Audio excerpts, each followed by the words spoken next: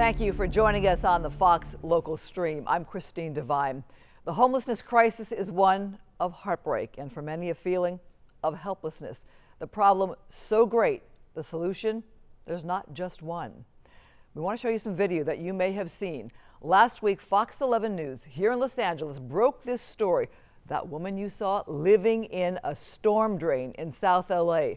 It was a new visual low for us. We've seen a lot in LA, but this one tugged at my heart. How does this happen? I couldn't help but think this is someone's daughter, someone's sister. Perhaps she's a mother herself. We found out this week that she is all of the above. Fox 11's Matthew Seedorf right there, who first brought us the story, heard from the woman's sister and her mother. They blamed drug abuse and begged for the help to get her help.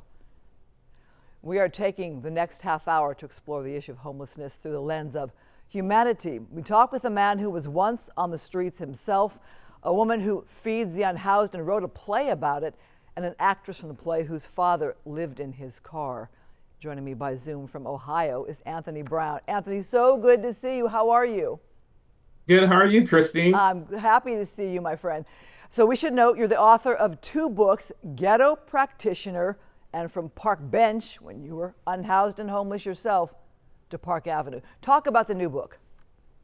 The new book is basically a continuation on what happened with my life after I got it together. I went out, became a nurse practitioner, started our foundation, Jeanette Jones Stafford Foundation, and then started working on Brown Manor to help other individuals who are homeless transition out into, I guess you can say, the normality of life. Let me explain all that. So I met you about the time that you had written From Park Bench to Park Avenue, and that picture there on the left is you when you were homeless. Talk about how you ended up being homeless. That picture was actually a good day, but I come from a background of childhood trauma that was unresolved. I anesthetized myself by doing drugs. I ran away from home at 14. I was out there until I was 37. Wow. And that was the end result of my ineffective coping skills and trying to navigate life as an adult with a 14-year-old mindset. Anthony, I want to ask you this, if you want to get personal for a minute, because I know your story well. You saw a lot of trauma with your mother, and we should note the positive side of this is you now have a foundation and are building a home to help others after having been homeless for decades. Do you want to touch a little on the trauma you experienced that led you to being on the streets? Yeah, at the age, I come from one of those, I guess you can say, spared a rod, spoiled a child environment, which translates to child abuse. And at the age of 9, me and my sisters woke up one day and we found my mom laying on the floor and she had got shot in the head. And that made an impact on me, and I carried that trauma throughout the rest of my life. I didn't realize that I didn't realize it was suppressed, and I didn't realize that I was trying to cope with it by, drinking and doing drugs and all that other stuff. But then after I got my life in order and got some direction and guidance, then I was able to look back and see exactly what it was and resolve some of those issues. And you are now a host, a speaker. You've done a lot of interviews. Do I have this right? You started using drugs at, was it 12 years old? Yes, I was drinking prior to that. I probably started drinking when I was 6 or 7, but I started using drugs immensely when I was 12. At the age of 15, I started experimenting with needles. And that was just my whole life, just putting almost anything in my body. It didn't matter what it was. It didn't even matter if it was real. It was just that mindset had developed, and that craving was so intense that I would just do whatever it took for me to get rid of that suppressed feeling that I didn't know I was experiencing. I want to have you look at the footage with me of the woman that we found living in the storm drain. You had some thoughts about that. Talk about what you thought when you first saw the video I sent you. When I first looked at that, I realized that there's multiple issues going on, and a lot of people probably wouldn't view it as I would, because I've been there and I've done that. I know somewhere this was my first thought was, this is somebody's mom, somebody's daughter. Me too. and and she definitely needed some help. And I watched that whole thing and I listened to the little small things. And one thing that lady said that stuck out for me when she was leaving, and she just said, "Well, I guess I have to find another home." Hmm. That resonated with me. Anthony, me You know, too. Yeah, I tell you why? Because I thought that was her shelter. And I thought about the sexual abuse out there and the elements out there. And you kind of thought the same, that that was her shelter, that storm drain. right, right. That was a place that, regardless of what it looked like, at one point in time she felt it was safe. That's why she kept going back there. And when that was taken away from her, then what little she had less. And I couldn't say if it was substance use or mental health. I know further on in another clip, it was shown that I think her mother or her sister or someone said that she had substance use issues, where there's clearly some mental health issues going on. But then again, it could be some sort of medical condition that can cause some sort of brain disorder. So there was a whole lot going on there. And I felt that this lady at one point in time probably had some help, but she didn't stick with it. Well, we had video, and yes, her mother and her sister came forward to our reporter, Matthew Seedorf. We had video of her when she was vibrant and a singer and had her health. And she, yes, she is a mother herself to 3 children.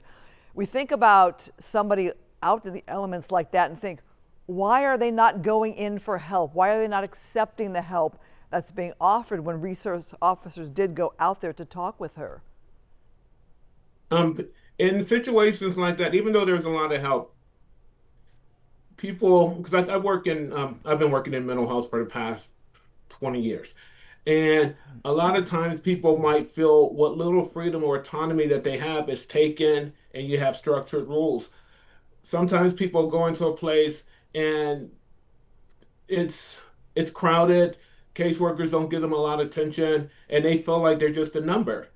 And a lot of times people will feel that they're part of a system instead of individuals treating them like a person. And that would cause an individual to go back out and go, well, at least I do have some freedom. At least I do have some autonomy.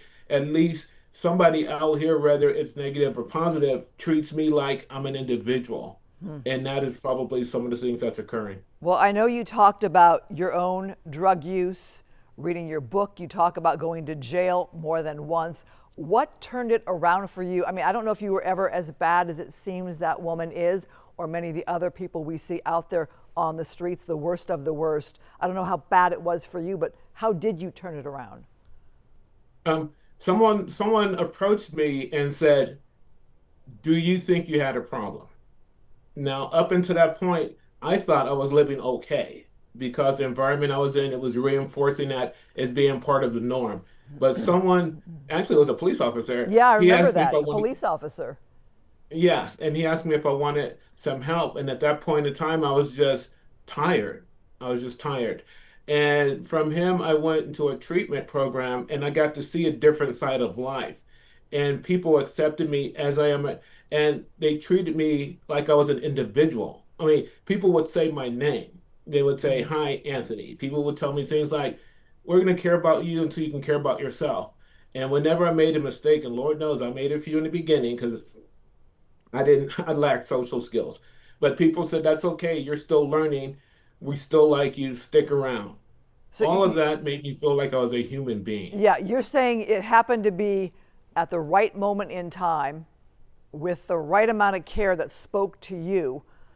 Um, but I'm guessing you probably had rejected other attempts at help or care or change. Yes, because I'm sure a lot of people probably approached me, but it's how they approached me. When Mm, somebody comes up and says, "Hey, you need to change," a wall goes up. mm, If somebody comes up and goes, "This is what I'm going to do for you," a wall goes up. When somebody come up to me finally and said, "Don't you think you need some help?" That allowed me to make a decision. And I felt like my word is heard now. And the same thing I noticed with that individual. I feel that if we approach people more on a one-to-one, if we approach people with the language in which they understand, somebody that has experience, so that you can say, "Yes, you do relate to me, and I'm not just a number," that lowers the fear and the resistance, and that allows somebody to be more open-minded. One thing I really liked about that clip, because this showed me a lot of different things. Well, both of them did. But one, she likes music. She Mm-hmm. was a singer. Mm-hmm. And if you approached her with that knowledge, and probably somewhere, because she had been in treatment, and somewhere Yeah. someone should have picked up on that. I want to get And to this because I know that you have two books out there now. One's called Ghetto Practitioner. So what's your message when you go out there to try to reach people? Because I'm guessing that the drugs are such a draw as well. yes, well, I let people know that, you know, change, change, change isn't easy, but it's worth it. I tell people about my story. I tell them that, here I went from a person who was literally eating out of a trash can to a person writing books. I went from a person living under bridges to an individual who is actually a nurse practitioner. I went from being a drug addict to a person who's allowed to prescribe medications. Now, all of that wasn't easy, and it took me 27 years to get to this point where I'm at in my life.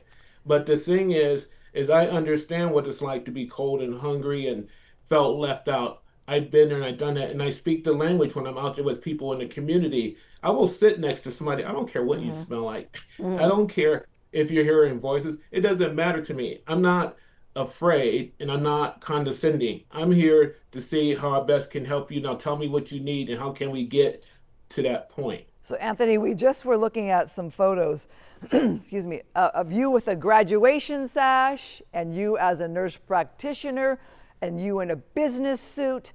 And we should note that you were in Orange County for many years, and excuse me, you went to go back home to Ohio to be of service in your mother's honor. Tell us your mother's name and talk about your foundation.